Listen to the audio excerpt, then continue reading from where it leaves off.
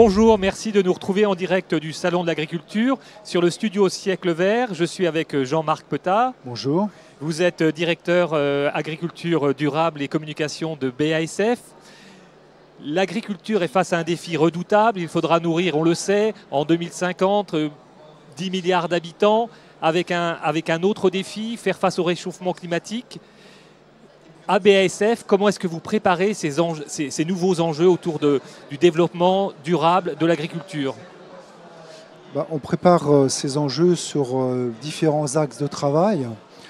On est en train de passer chez BASF, mais comme dans d'autres entreprises, d'un statut de pure player de la protection des cultures, notamment avec les pesticides, vers un statut de fournisseur de solutions, de boîtes à outils qui vont englober bien sûr la protection des plantes, les produits phytosanitaires, mais aussi le biocontrôle, mais aussi des variétés semences qui vont être tolérantes demain aux maladies et au stress. Le digital farming, puisque l'agriculture connectée va devenir un outil essentiel pour la compétitivité, mais aussi pour la protection de l'environnement au niveau des agriculteurs. Et puis on va être aussi un pourvoyeur de recherche au niveau des enjeux de l'agronomie. Et cette boîte à outils, on va la mettre à disposition du monde agricole. Alors prenons l'exemple par exemple du biocontrôle. Qu'est-ce que ça représente aujourd'hui et quelle pourrait être sa part de marché demain ? Chez BASF, ça représente aujourd'hui 12 millions d'euros. Donc c'est 5% de notre chiffre d'affaires, donc ça reste très limité. Les ambitions de l'industrie de la protection des plantes, c'est de porter ce pourcentage à peu près 15% de notre chiffre d'affaires en 2025. C'est un objectif extrêmement ambitieux qui va être difficilement réalisable. Pourquoi ? Parce que le biocontrôle, c'est une technologie très complexe qui nécessite beaucoup de recherche en amont, mais aussi une phase d'appropriation par les agriculteurs absolument gigantesque, puisque ce sont des technologies plus complexes, qui sont quelquefois des êtres vivants, donc dépendants des conditions climatiques, donc beaucoup moins simples à utiliser que les produits phytosanitaires, les pesticides. Alors le biocontrôle, c'est quoi exactement justement ? Le biocontrôle, ça peut faire appel à différents organismes. Ça peut être des substances chimiques naturelles qui sont synthétisées soit par les plantes, soit par les insectes. C'est l'exemple typique de la confusion sexuelle qui est utilisée en viticulture et en arboriculture et qui permet, en copiant, en imitant la phéromone sexuelle de la femelle, d'empêcher l'insecte mâle de féconder la femelle et donc de parasiter les fruits de la vigne, les grappes ou les fruits dans les vergers. Donc ça, c'est une technologie qui existe aujourd'hui depuis plus de 20 ans. Vous avez aussi les micro-organismes, donc bactéries ou levures. On vient par exemple de lancer en 2018 un anti-mildiou qui est à partir de parois de levure et qui est un stimulateur des défenses naturelles des plantes. Et puis vous avez aussi des macro-organismes, exemple le trichogramme ou exemple les coccinelles. Donc voilà les différentes technologies qui sont utilisées. Donc c'est beaucoup de solutions a priori, mais à chaque fois ce sont des solutions extrêmement complexes à utiliser. Alors, nous sommes en direct du Salon de l'Agriculture. Il fait aujourd'hui un temps absolument extraordinaire sur Paris. On voit que le climat, c'est un véritable enjeu. Est-ce que, avec les semences dans lesquelles aujourd'hui vous investissez, on peut répondre en partie, au moins, aux questions qui vont se poser demain ? La première question qui va être posée par les agriculteurs, c'est effectivement d'avoir des variétés demain cultivées qui soient plus robustes et qui soient capables de subir les aléas climatiques, les stress hydriques que les cultures demain vont forcément traverser.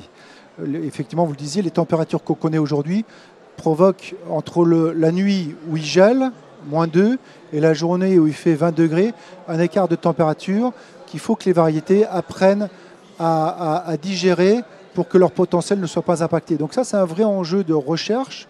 Et on a, nous, BASF, par exemple, la chance d'avoir une station de recherche basée en France qui est en train de travailler sur une nouvelle génération de céréales hybrides, qui vont devenir, à échéance 10 ans, tolérantes aux maladies et tolérantes au stress hydrique. Donc elles vont être capables, ces céréales, en utilisant les biotechnologies, de s'adapter à ces nouvelles conditions climatiques. Alors, il y a des nouvelles technologies de sélection variétale, CRISPR-Cas9, qui sont contestées par le grand public. Expliquez-nous ce qu'elles permettent de faire. Ces technologies, je ne suis pas sûr qu'elles soient encore suffisamment connues par le grand public pour les contester. En tout cas, il y a des questionnements qui se posent.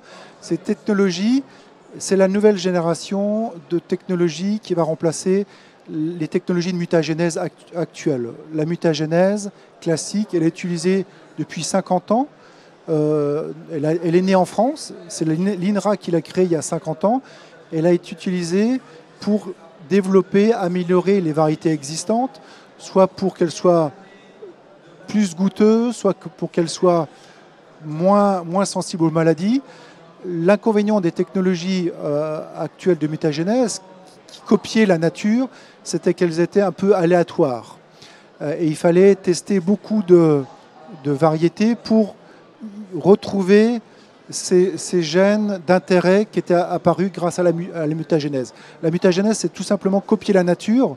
Aujourd'hui, grâce au soleil, on a des mutations qui se produisent tous les jours, y compris chez nous. Et l'intérêt du sélectionneur, c'était d'identifier des gènes importants qu'on puisse intégrer dans les variétés. L'intérêt de CRISPR-Cas9, c'est que ça permet de gagner énormément de temps puisqu'on va pouvoir identifier exactement dans le génome la place où on va mettre ce gène d'amélioration.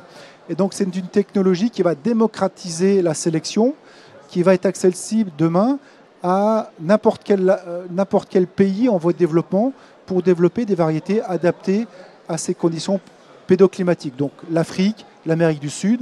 Jusqu'à maintenant, c'est des technologies qui étaient seulement propriété de très grands groupes qui avaient les moyens d'investir dans ce genre de technologie. CRISPR-Cas9 va pouvoir démocratiser ce genre de technologie. Est-ce qu'il y a un risque pour l'environnement ? Comme dans toute technologie humaine, il faut appréhender les risques et les gérer, les étudier en amont, pour que quand la variété est mise sur le marché, tous ces questionnements soient levés. Et donc moi, j'ai aucun doute que comme c'était fait par le passé, les semenciers, les agriculteurs demain qui utiliseront ces variétés auront toutes les réponses par rapport aux enjeux environnementaux. Alors dernière question, la Cour de justice européenne vient de les classer justement comme des organismes génétiquement modifiés. Est-ce que vous allez reprendre le débat en Europe ?